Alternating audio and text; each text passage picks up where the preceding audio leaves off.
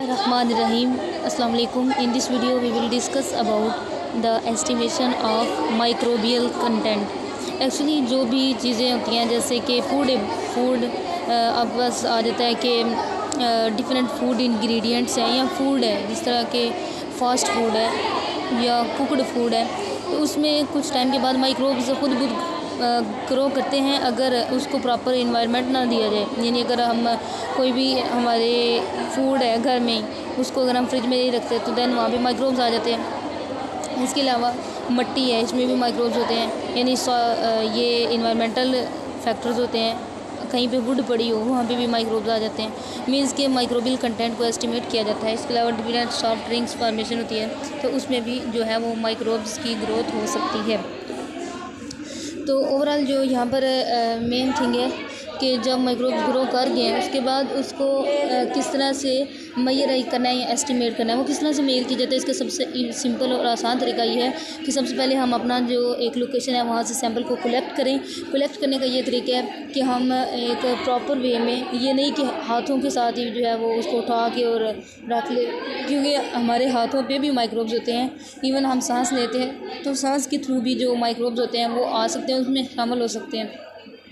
तो अब यहाँ पर जो मेन थिंग है यहाँ पर उसमें हमने क्या करना है कि जो कोई भी रुई जिसे कहते हैं, ठीक है, अब वो यूज़ कर लें या प्रॉपर इंस्ट्रूमेंट होता है लैब में, उससे यूज़ करके सैंपल को कलेक्ट करना है। उसको प्रॉपरली इस तरह नहीं रखना कि हवा में ही लेके आ जाएंगे। एक्चुअली हवा में क्या होता है, हवा में भी माइक्रोब्स होते हैं और वो आपके सैंपल में ऐड हो सकते हैं। इससे आप ये नहीं डिटरमाइन कर सकेंगे कि फ़लानी जो जगह थी वहाँ पर फ़लाँ जो माइक्रोब है, बल्कि इन्वायरमेंटल जो माइक्रोब्स हैं वो भी उसका हिस्सा बन चुके होंगे।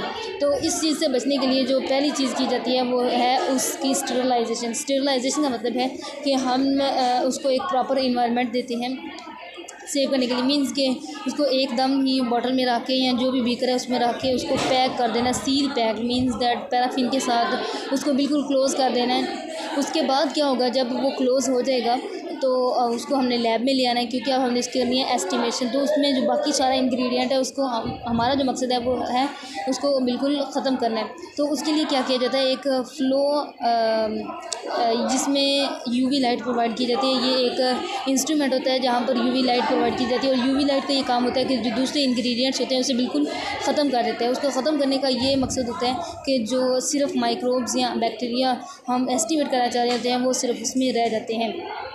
जब वो बिल्कुल ख़त्म हो जाते हैं और वहाँ पर जो प्रिकॉशंस हैं वो ये हैं कि जो यूवी लाइट है वो आँखों के लिए, इवन हैंड्स के लिए बहुत ज़्यादा डेंजरस होती है। इसके लिए हमें अपनी बॉडी को इंस्ट्रूमेंट, वो एक मशीन टाइप होता है, बड़ी फ्रीज़र से भी एक बड़ी मशीन है उसकी तरह का होता है। तो उसमें जो हमें वर्क करना है वो सिर्फ ये ख्याल है कि बॉडी के जो पार्ट्स हैं वो फुली कवर्ड हों, ताकि वो यूवी लाइट आपके बॉडी पार्ट को ना इफ़ेक्ट करे, क्योंकि ये बहुत ज़्यादा हज़ार्डियस है, डेंजरस है।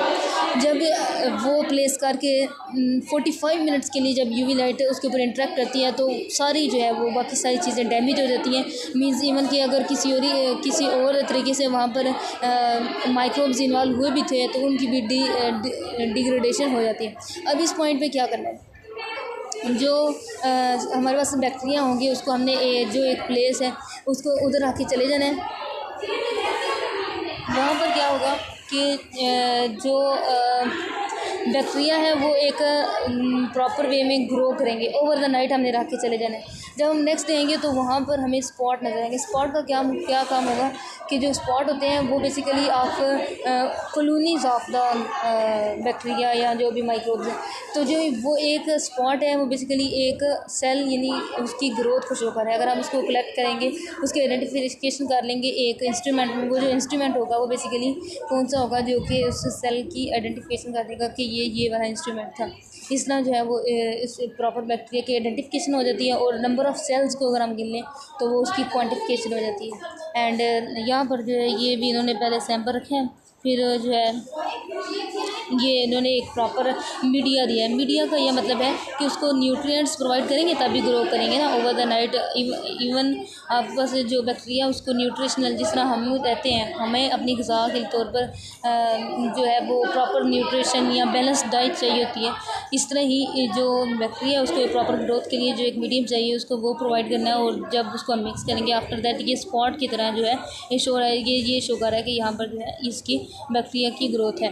तो इस तरह हम इसकी माइक्रोबियल की एस्टिमेशन करते हैं। And that's all for today. Thank you for listening.